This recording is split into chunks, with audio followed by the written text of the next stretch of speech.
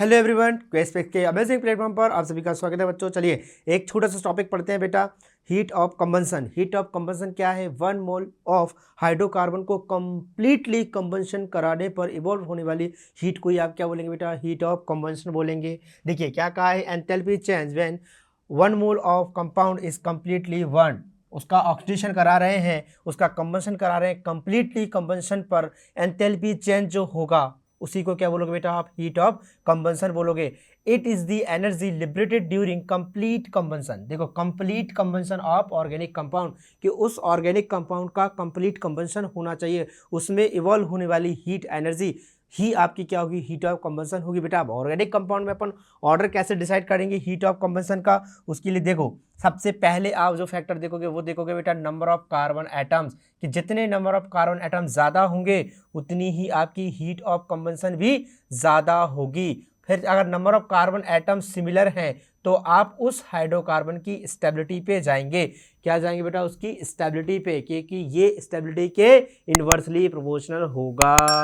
बोलो क्या होगा? इन्वर्सली प्रोपोर्शनल होगा उस हाइड्रोकार्बन की स्टेबिलिटी के। क्लियर? चलिए कुछ क्वेश्चंस देखते हैं बेटा इसी कॉन्सेप्ट पर बेस। अब देखिए पहला क्वेश्चन आपको दिख रहा है, यहाँ साइक्लिक रिंग दे रखी है। सर पहला कॉन्सेप्ट हीट ऑफ कंबंशन का क्वेश्चन पूछा है, ऑर्डर बताना है आपको। बताइए किसमें सबसे ज़्यादा हीट ऑफ कंबंशन होगा, एंथैल्पी चेंज होगा? तो नंबर ऑफ कार्बन एटम जिसमें ज़्यादा होंगे उसके अंदर हीट ऑफ कंबंशन एंथैल्पी का चेंज ज़्यादा होगा। तो बेटा यहाँ कितने कार्बन है? 6 कार्बन बेटा, 5 कार्बन, 4 कार्बन और बेटा 3 carbon. Number of carbon atom ज़्यादा तो हीट ऑफ कंबंशन भी ज़्यादा होगा।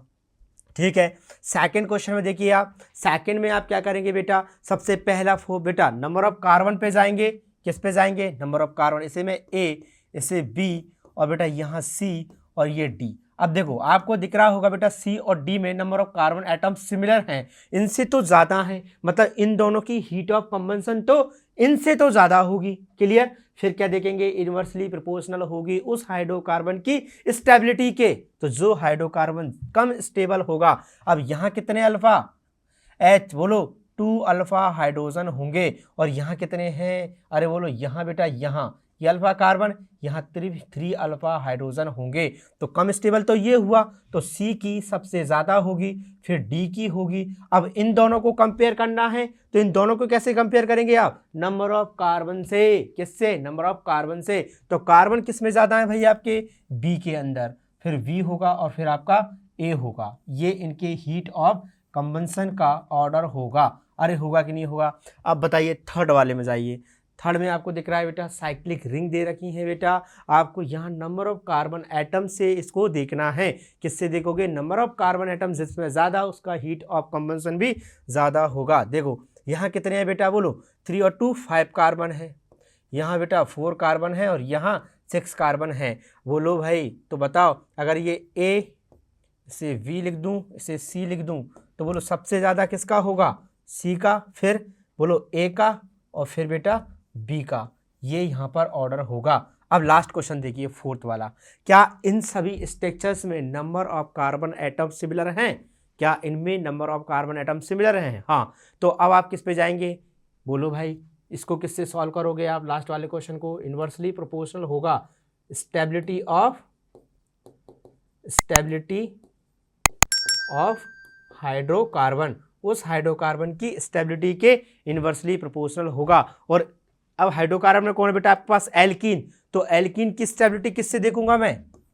1 अल्फा हाइड्रोजन। ठीक है क्या? Alpha hydrogen. तो यहां देखो आप अल्फा हाइड्रोजन कितने होंगे? 3 3 और 3 कितने बेटा? 9 अल्फा हाइड्रोजन प्रेजेंट हैं। अब यहां कितने हैं बेटा? 3 और 2 5 अल्फा हाइड्रोजन है, यहाँ 2 अल्फा हाइड्रोजन है और यहाँ पर कितने बेटा? 1 अल्फा हाइड्रोजन होगा। ये वाला कितने होंगे? 1 अल्फा हाइड्रोजन होगा। जिसमें सबसे कम अल्फा हाइड्रोजन होगा वही आपका सबसे ज़्यादा हीट ऑफ कंबंशन प्रोड्यूस करेगा। ठीक, तो आपको इसका ऑर्डर अच्छे से समझ में आ गया? क्लियर है? चलिए आई होप आपको हीट ऑफ कंबंशन अच्छे से समझ में आया होगा। चैनल को लाइक करें, शेयर करें, सब्सक्राइब करें। Thank you.